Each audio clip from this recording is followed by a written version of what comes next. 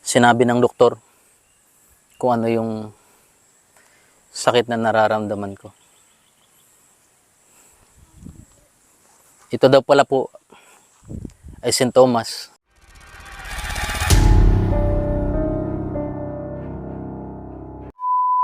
Kumusta na po kayo?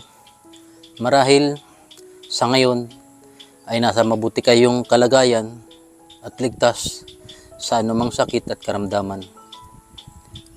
Ako po ay nandirito ngayon dito sa Kabukiran dahil matagal na pong nakatiwangwang na itong bukid na to. Wala na pong alagang baboy. Bali yung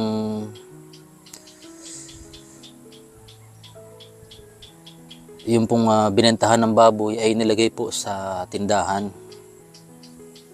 Tapos yung iba naman po doon ay inutang namin doon sa tindahan. Kapag may benta, ibinabalik po.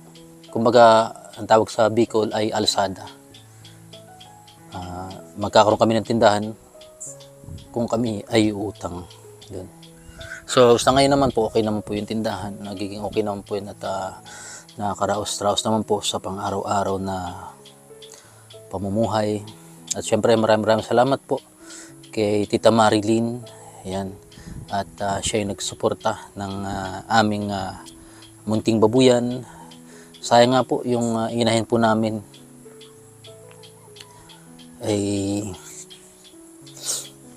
maganda sana po, magandang mga anak, maraming anak. Yun nga lang po napili kaya po ibinenta. At yung pinagbentahan po ay yun, idinagdag po doon sa pampunan sa tindahan.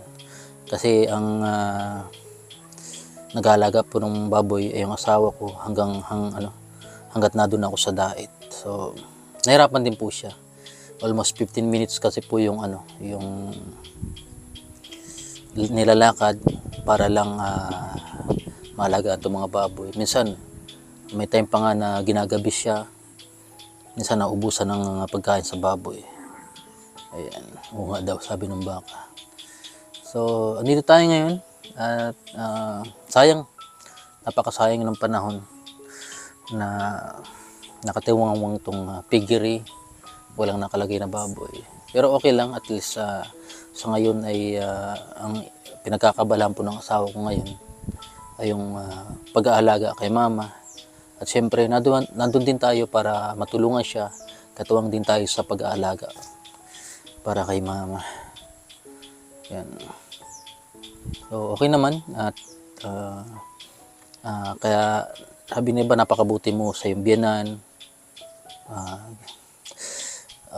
Ginagawa ko po yun dahil napakabuti rin po ni mama noong time na malakas pa siya. At pag nauwi ako po dito ay siya yung sumasalubong sa akin at inaasikaso ako, binibigyan din ako pagkain noong time na nakakagala pa siya, malakas pa. At ang kaganda kay mama, siya yung naglalaba nung mga damit namin noon nung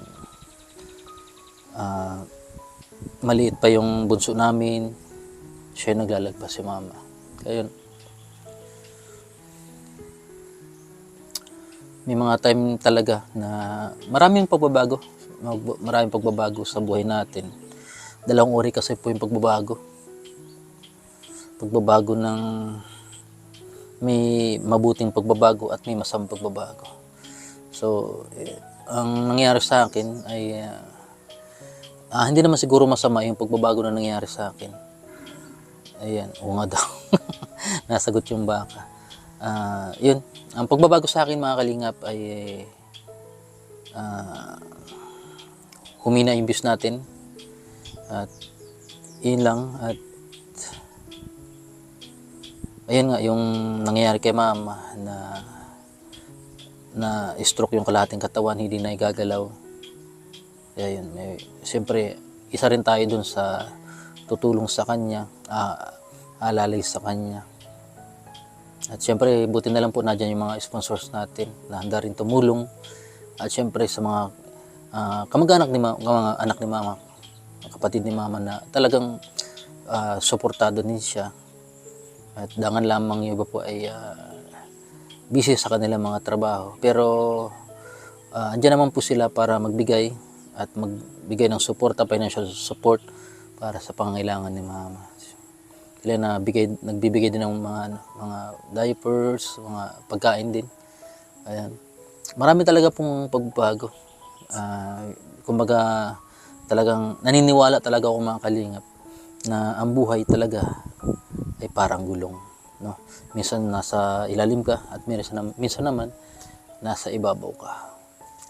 Pero ganun pa man, wag po tayo magpakampante. Kung nakakaangat man tayo ngayon ay ano pa rin, wag tayo magpakampante. Kung lubog man tayo, wag rin tayo magpakampante na hanggang doon na lang tayo. Yan yung kasi napakarami na pong pagsubok ang dumating sa buhay ko. Naranasan ko ang sobrang hirap pa sa daga, sobrang hirap pa sa anuman.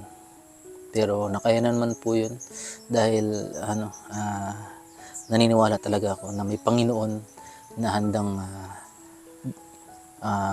suportahan. Basta tama lang yung mga ginagawa mo sa buhay. Kung nagkamali man, handa pa rin siyang suportahan para magbago ka. Ayan po ganyan po kabuti ang Panginoon na talagang gumagabi sa atin. At yun nga, yung nasakit yung likod ko, yung mga medyo namamandid. Pero may acid guard naman po eh. Ayan, kapag yung acid guard ay hindi ako nakatake kahit 2 days, talagang parang ang hina, kumbaga kulang na kulang ka sa minerals. Kasi yung acid guard po mga kalingap ay po sa minerals, napakayaman po sa minerals at napakalinis dahil purified at distilled lang po ang tubig na yun. At yung nabibigay po ng minerals, yung bato dun, yung kulay puti na bato. Ayan. Sa gusto pong sumuporta sa aking business na yun, munting business, ay PM lang po kayo dahil subok na po yung na yun, yung acid guard. At ako naman po yung nagpapasalamat sa lahat ng mga sumusuporta sa atin. Pati si Ma'am ng USA, California, si Ate Rebel Cabaras, maraming salamat po. Ate Uwi, kay Ate Weng, maraming salamat. Sa lahat po yung iba po nating anonymous, salamat din po sa inyo. Yung talagang ayaw nilang papanggit ng kanilang mga pangalan. Maraming salamat po. Ayan. Kay Tita Marilyn Hickman, yan. Sa mga sumuporta din po sa atin nung mga nakaraang tayo ay walang-wala. Ayan, sila Tita Cora, sila Tito Clem. Siyempre si Lucay Bal Santos Matubang, Kalinga Prab, Ate Edna's Vlog. Ano man mangyari din, pag gusto mong pumunta ng dait, andyan lang sila para sa iyo. Handa rin silang tumulong. At siyempre sa mga supporter po natin, maraming pong salamat sa inyo. Dahil hanggang ngayon ay nagpapatuloy pa rin po tayo. Dangan lamang hindi tayo makapag-concentrate ngayon sa charity. Todo naman tayo kay Mama. Todo support. Pero babawi po ako sa inyo, mag-charity ulit tayo para may mapanood po ulit kayo sa akin na napaka-inspiring video na talagang nandyan kayo dahil yun ang content ko. Sinubscribe nyo po ako dahil yun ang content ko. Kaya ibabalik po natin yung mga kalinga. Kaya maraming salamat po hanggang sa muli.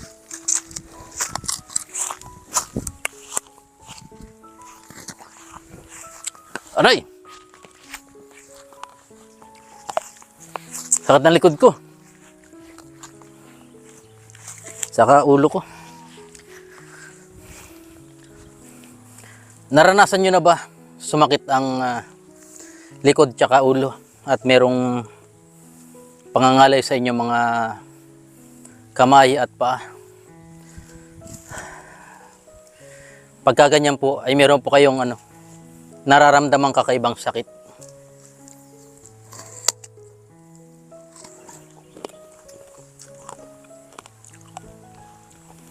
Base sa aking nagpa-check up ako kanina. Sobrang sakit ng likod ko. May pangangalay pa. At